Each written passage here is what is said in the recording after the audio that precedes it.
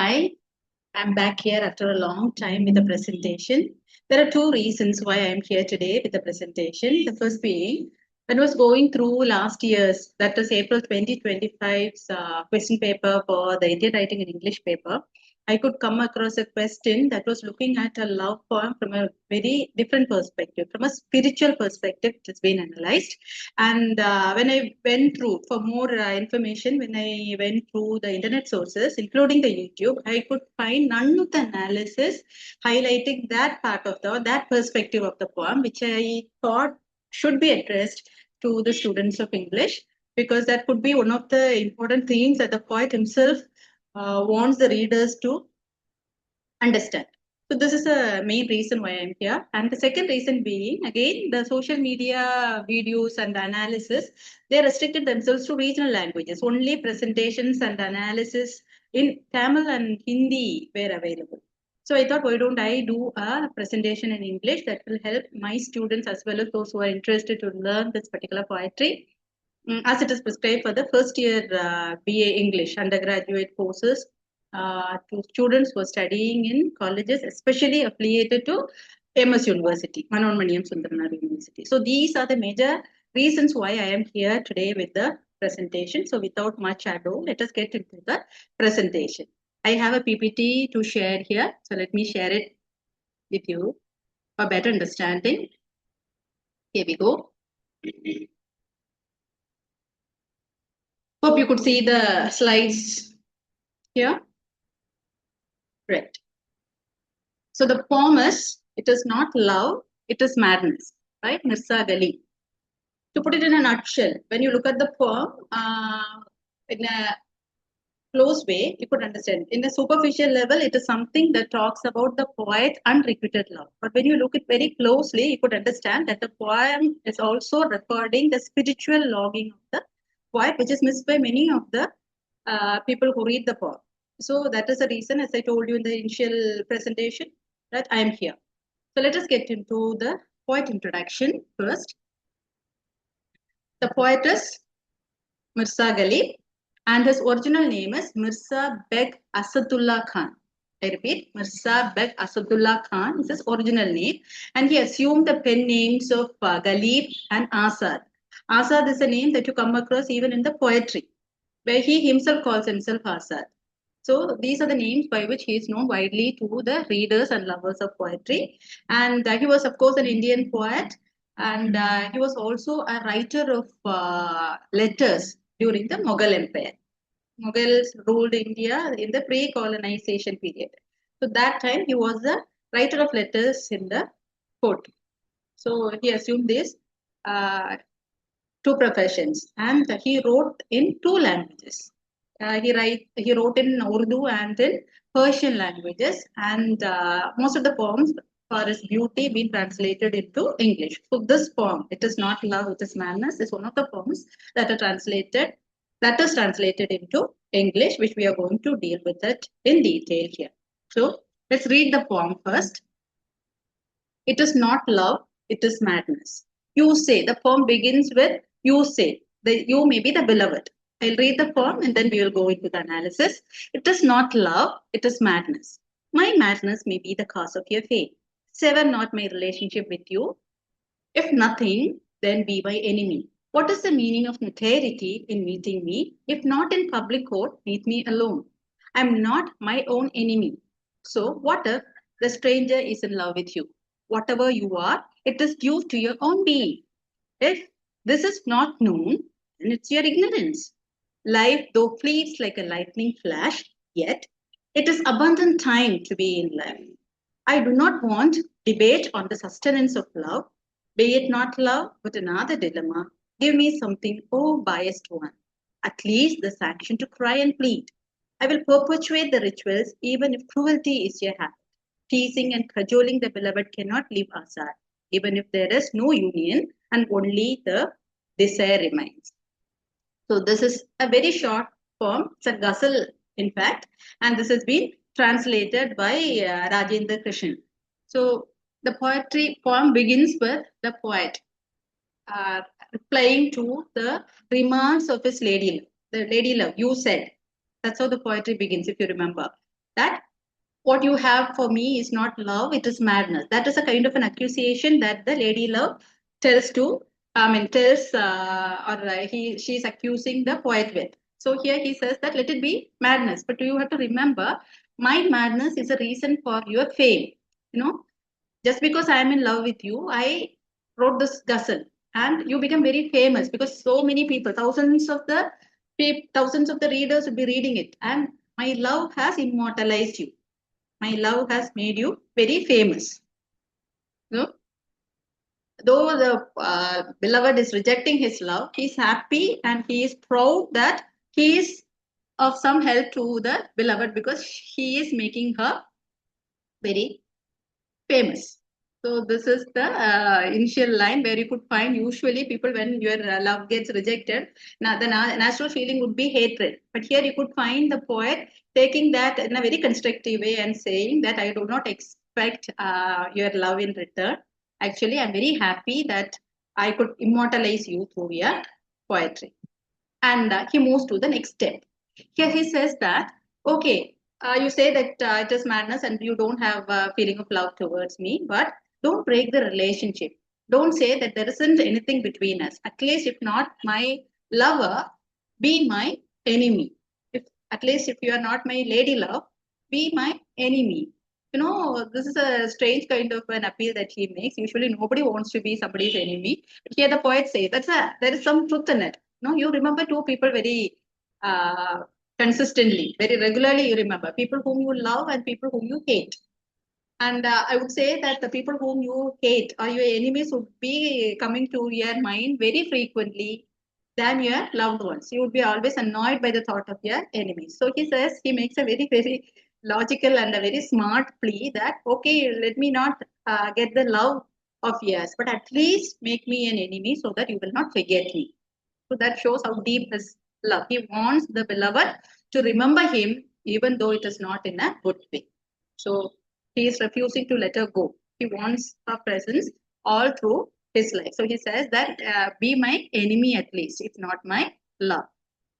Then, then he moves to the next step. He is thinking what could be the reason why she is not returning the love. And this is a kind of an analysis that he himself makes. Okay, if it is not love, then be my enemy, he says. Then he says that, why is it that you are hesitating to return the love? Or why is it that you are preventing me from meeting you? Is it the societal restrictions that is preventing you from showing, exhibiting your love? So he says that, okay, I understand that in India, love is not something that is been very wholeheartedly welcomed by the elders and the society. So he says that, okay, you're not able to meet me in public. Why don't you come and meet me in private so that the prying eyes won't be there? Nobody will be there to look at you or gossip about you. Come and meet me secretly. At least that you can do. Why don't you do that? So this is the next step. From the first step of accepting it as a madness, then moving on to, okay, at least be my enemy. Then he tries to rationalize things and he says that at least you need not show publicly that you love me, at least in private. Why don't you give your love?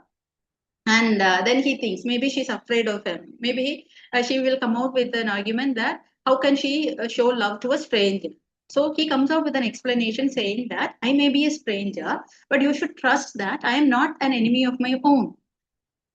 That means that he will not do anything that will bring shame on him. He values himself, and so he will conduct himself very respectfully. So he will give no room for her to be scared of meeting him. I am not my own enemy. I will be completely, dignified in my behavior with you. So don't be afraid of my and afraid of meeting me.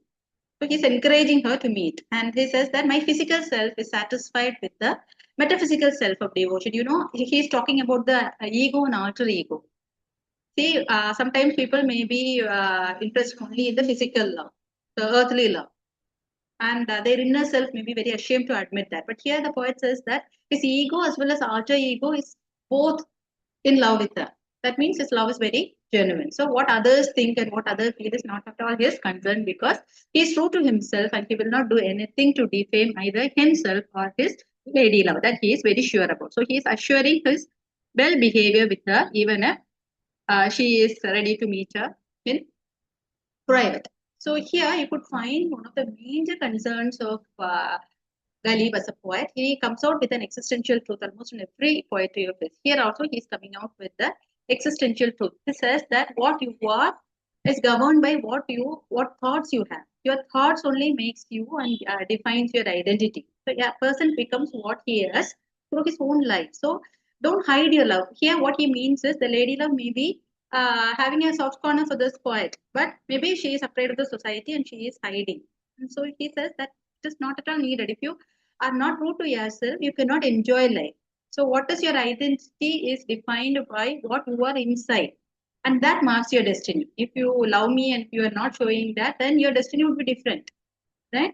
And if you are here, he is generalizing. If people like you do not understand this truth, then let you be in ignorance. I can only tell you, don't hide your emotions. Be open. That only makes you who you are in reality. That only gives purpose to your existence. If you don't want to believe that, then you let you be rotting in ignorance. That's how he says. So here we feel that he's a little irritated with the kind of hypocrisy maybe the people of that time were having. They may have love inside, but they may not show it outside. So he is a little frustrated with it. Then again, he tries to plead to the lady love with a very common philosophy. This is a philosophy that we will come across everywhere, that life is so short and it fleets like lightning. Here also, he's using the imagery of lightning to say life moves forward very quickly, like a lightning flash. It's very brief and it is also very transient. This is also very much needed. And here the poet is answering the question that would be usually asked by a lady love, whether the love that the man shows for herself is genuine and permanent. So he says that even life is not permanent, you know. So how can I be permanent about my love? Right at this moment, I am totally in love with you, and that is what is the truth. Life may be going very fast and I may be changing. Everything changes. Everything is so temporary. Transient is temporary. Everything is so temporary. So anything may change. So I'm not assuring you anything, but at the moment, live in the moment. At this moment, I'm totally in love with you. Though life is short, he also assures his lady love that there is, of course, time enough for love. So you will find time to love. There is an age at which you have to fall in love, and this is the time. So why don't you make use of the time? Don't just complain saying that life is too short and that you should not yield to such emotions. That's a very foolish idea. There is time for love, and why don't you make use of it? Don't mourn for the failures. That will also be on its way. So let it be. Then he comes to his original self and says, okay, okay, let me not plead for your love. At least give me your enmity that will make me torment in love. If not in love, let me if you are not making me experience your love, at least let me experience your torments, the pain that you give me. So here, one thing is very, very amusing to note that love is a feeling that everybody knows brings along with it a kind of a pain or a kind of a pain. That's why everybody says it is falling in love. Nobody rises in love ever. Am I right? So here he's also saying love, of course, with in its along with it brings pain. So you need not give me love. At least the pain you can give me. So this again, once again repeats the idea. He wants to be constantly in connection with the lady, whether through love or through enmity. He wants her to be in touch with him. He doesn't want her to forget him. Okay, once again that enmity frustrates him and he looks at God. How do you know that he is calling God and not beloved here? Because the word one, oh, he's addressing the God as one, and the O is in capital. So maybe he wants to address God. So it's God that he's addressing to, and he's bringing in the image of a sky. Usually, whenever you talk about God and wants to look at God, what do? You look above. Okay? So sky is the place where we always look upon God. So here he's bringing in the imagery of a blue sky, and he is calling God as a biased one. Why is he calling God as a biased one? Because the God who filled him with love for this lady love is not filling the lady love with love for him. So he is very partial. The love that he makes him experience is not given to that lady love. So he's calling, oh, biased one. Why are you making me suffer like this? Okay, you are making me suffer. At least grant me this wish. What is that wish? Very interesting. He says that at least give me the courage to continue to plead for the love. Okay, don't make me frustrated. I'm slowly getting frustrated. Though you are not granting me the love that I am craving for, at least give me the mind, the determination to plead for the love. Let me not get frustrated with my pleading. At least give me that, oh biased one. He's calling. So he is appealing to God. From appealing to the lady love, he is moving on with his appeal to God. This picture of God only takes us to the next step of the poetry, where you could find Sufism being expressed in these poems. You know, this madness is something that you could find the people of Sufism believing in. So in most of the poems of Ghalib, you could find that Sufism, idea of Sufism emerging.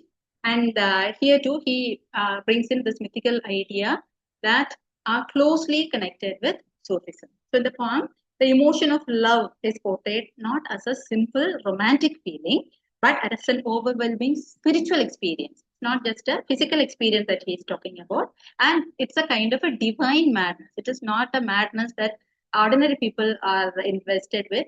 It is a madness that is filled with divinity. So it's a divine madness that he is talking about. So in Sufi philosophy, you could find love is a path that leads the seeker towards union with God. Through love only, the people who practices Sufi philosophy would be experiencing God. So this intense longing for the divine often appears as a madness to the outside world. So in Ghalib's poem, the speaker suggests that what people call love is actually a deeper state of spiritual obsession and surrender. The lover loses control over his reason, his identity, and worldly attachments. This madness symbolizes the soul's total absorption in the beloved, which in Sufi interpretation often represents God. So this is the thought. This is a school of thought that has been missed by many of the interpreters of the poetry, of this particular poetry. So this is something that I want to highlight upon.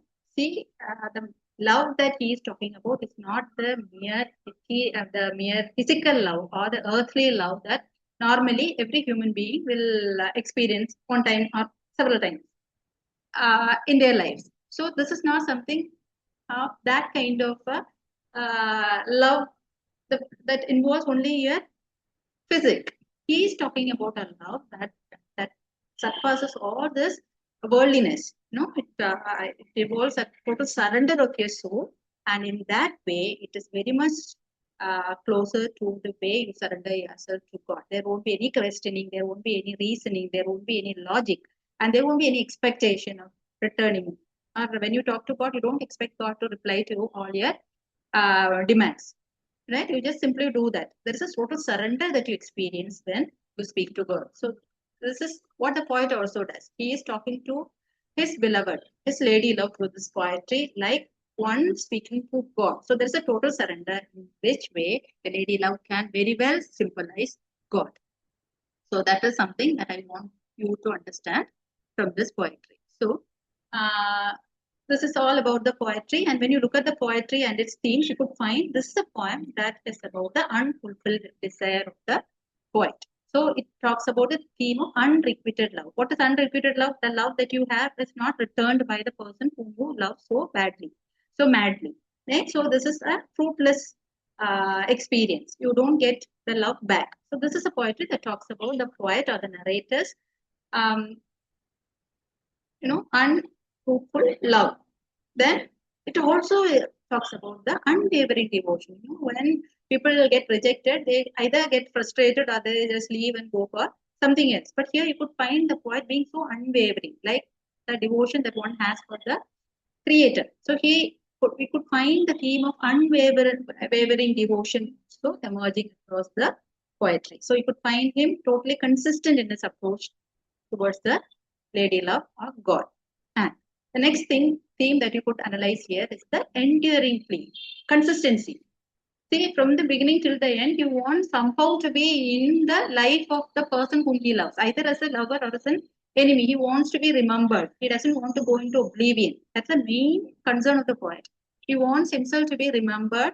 He wants himself to be thought of by the person whom he loves. So this in, Consistent plea could also be one of the themes. Then you could also find the longing to get united with the lady love, or the longing to get rewarded for his love, and how he has been continuously pleading for this love. Everything could also be seen in this poetry. So these are the major themes that you could come across in this poetry. So thus we have come to the end of the analysis of the poetry, and I hope you could understand the nuances of meaning that emerges from between the lines. Actually, at the outset, it looks like a mere love poem where the poet is madly in love with and is pleading for his love. But towards the end, we could understand that the lady love can be replaced with God, and the madness can be the divine madness, or the divinity that you can experience in the poet. And some of the existential truths are also getting emerged to the poem. Hope you understood. If you have any doubts or any clarification, please come. Thank you.